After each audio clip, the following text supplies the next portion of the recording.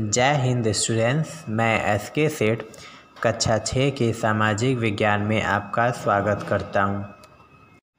आज हम जनपद महाजनपद का निर्माण किस प्रकार हुआ इसके बारे में पढ़ेंगे। प्राचीन काल में आज के समान आबादी नहीं थी। दूर दूर बहुत छोटे छोटे गांव में लोग समूह बनाकर रहा करते थे। इनमें भी अधिकतर गांव किसी विशेष जाति से संबंधित होते थे। व्यापार करने के लिए इन लोगों ने गांवों के पास ऐसी एक जगह ढूंढी जहां पर माल लाना एवं ले जाना आसान होता था।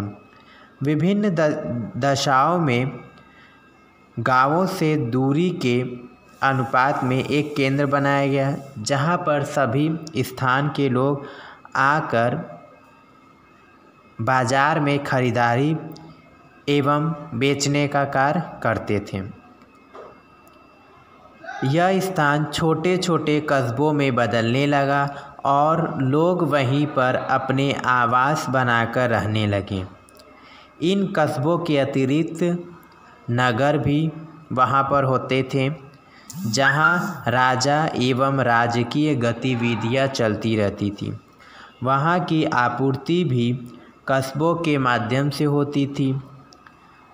इस प्रकार कई गांवों को मिलाकर एक कस्बा बना, या जिसे हम तहसील भी कहते हैं, एवं कई तहसीलों को मिलाकर एक जनपद बना, और ये जनपद भी राजा के राज्य की मुख्य राजधानी अथवा महाजनपद से संबंधित होते थे। कहने का तात्पर्य है बच्चों, प्राचीन काल में एक ही वंश से संबंधित व्यक्तियों को जन कहा जाता था। ये लोग जब समूह बनाकर रहते थे तो उसे जन समूह कहते थे। इन्हीं के रहने के स्थानों को जनपद का नाम दिया गया। अब हम गणतंत्र एवं राजतंत्र में क्या अंतर होता है इसके बारे में समझते हैं। गणतंत्र में राजा का चुनाव जनता द्वारा होता है और सत्ता जनता की इच्छा के बिना कुछ नहीं कर सकती। मतलब राजा जो है वो अपनी प्रजा के अनुसार, जनता के अनुसार ही कोई कार्य करती है, जबकि राजतंत्र में राजा निरंकुश होता है। उसका निर्णय ही सर्वोपरि अर्थात सर्वमान्य होता है। बच्चों, भारतवर्ष में कुल 4 महाजनपद थे। यहाँ पर आपको एक मानचित्र में महाजनपद के कुछ नाम दिए गए हैं, जो कि इस प्रकार है। फर्स्ट मगध, सेकंड कौशल, थर्ड वत्स, फोर्थ अवंती। अब हम सामाजिक बदलाव किस प्रकार हुआ इसके बारे में पढ़ेंगे। जैसे जैसे समय बीतता गया, मनुष्य ने बहुत कुछ सीख लिया, जैसे रहन सहन, प्रकृति, वेशभूषा आदि में विभिन्न प्रकार के परिवर्तन होने लगे। ये सब देखते हुए नगरों के विकास भी तेज़ी से होने लगे और सिंधु घाटी के नगरीय विकास के बाद नगरों के विकास की सबसे आरंभिक शुरुआत हुई थी। जैसे व्यापारी, शिल्पी एवं अन्य माल का निर्माण करने वाले व्यक्ति एक समूह बनाकर एक ही स्थान पर रहना शुरू कर दिया। इससे इन्हें कच्चा माल प्राप्त करने और सामान बनाकर बेचने में बहुत सुविधा होने लगी। धीरे धीरे प्रत्येक प्रकार का शिल्प वंशानुगत हो गया और पिता से सीखकर पुत्र एवं पुत्र का परिवार उसी प्रकार अपने कार्य में निपुण हो गए और ये प्रक्रिया धीरे धीरे आगे बढ़ती गई। सामाजिक एकता एवं राज्यों का विस्तार। जैसे जैसे मनुष्य आगे बढ़ते गए वे एक स्वार्थी की तरह होते गए। सभी राज्य अपना अपना विकास चाहते थे।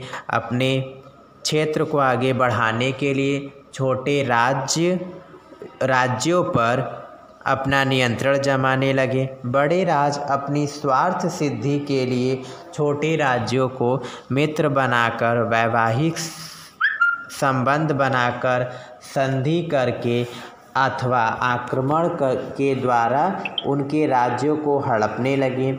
इस प्रकार धीरे धीरे उनके राज्यों का विस्तार होने लगा। इस युग का सर्वाधिक शक्तिशाली साम्राज्य मगध साम्राज्य था। मगध साम्राज्य में 3 वंशों ने लगभग 225 वर्ष तक शासन किया। इस साम्राज्य का अंतिम शासक नंद वंश का घनानंद था। सिकंदर का आगमन। सिकंदर एक महान योद्धा था। वह यूनान के मैसिडोनिया राज्य का राजा था। सिकंदर बहुत ही शक्तिशाली एवं महत्वाकांक्षी था। वह विश्व विजय का सपना लेकर यूनान से चला। मार्ग में पड़ने वाले हर छोटे बड़े राज्य को अपनी विशाल सेना के बल पर कुचलते हुए वह सिंधु नदी तक पहुंच गया। यहाँ भी उसने छोटे बड़े राज्यों को युद्ध में हराया। इनमें से एक राजा पुरु बहुत ही वीर एवं साहसी था। पुरु का राज्य झेलम नदी के किनारे था। सिकंदर ने उसके विषय में सुन रखा था, परंतु सिकंदर घमंडी भी था। अतः उसने पुरु पर आक्रमण कर दिया। पुरु की सेना ने सिकंदर का जमकर सामना किया। पुरु की सेना का मुख्य रक्षा कवच उसकी हाथी सेना थी। जब सिकंदर किसी भी प्रकार पुरु को नहीं हरा सका, तब उसने अंतिम प्रयास करने की ठानी। सिकंदर के पास एक पत्थर वर्षा करने वाला यंत्र था जो किले के द्वार को तोड़ देता था। इसी यंत्र का प्रयोग कर सिकंदर ने हाथी सेना पर आक्रमण किया और सभी हाथी घायल होकर बिदक गए और अपनी सेना को कुचलते हुए भागने लगे। पुरु वीरतापूर्वक लड़ते हुए जख्मी हो गया और अंत में पकड़ा गया। सिकंदर की सेना भी इस युद्ध के बाद सहम सी गई। उसका भी बहुत नुकसान हुआ था।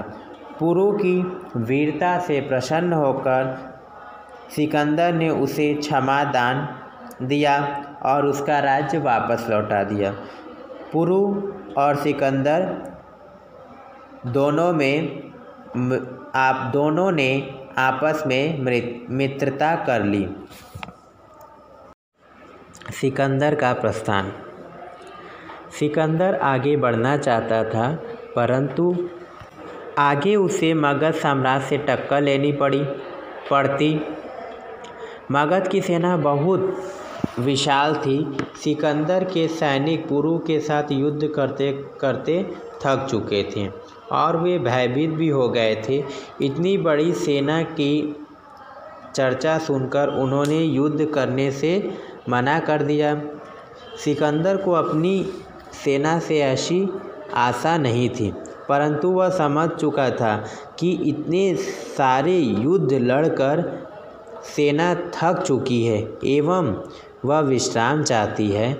यदि इन्हें विश्राम न मिला तो ये विद्रोह कर देंगे। अतः न चाहते हुए भी सिकंदर का विश्व विजय होने का सपना पूरा नहीं हो सका और सिकंदर को भारत के किनारे से ही वापस लौटना पड़ा। मार्ग में ही बीमारी के चलते सिकंदर की मृत्यु हो गई। सिकंदर के आगमन का प्रभाव। सिकंदर के आगमन के बाद यूनानी संस्कृति एवं कला का भारत में विस्तार होने लगा। भारतीय संस्कृति में शिल्प एवं ज्योतिष विज्ञान के साथ साथ यूनानी विद्वानों के मत भी जुड़ने लगे। यूनानी शिल्पकला का प्रभाव भारतीय परिवेश में दिखने लगा। यूनानी युद्ध कौशल को भारतीय सेनाओं ने अपनाया एवं इसका प्रयोग करना शुरू कर दिया। धन्यवाद बच्चों।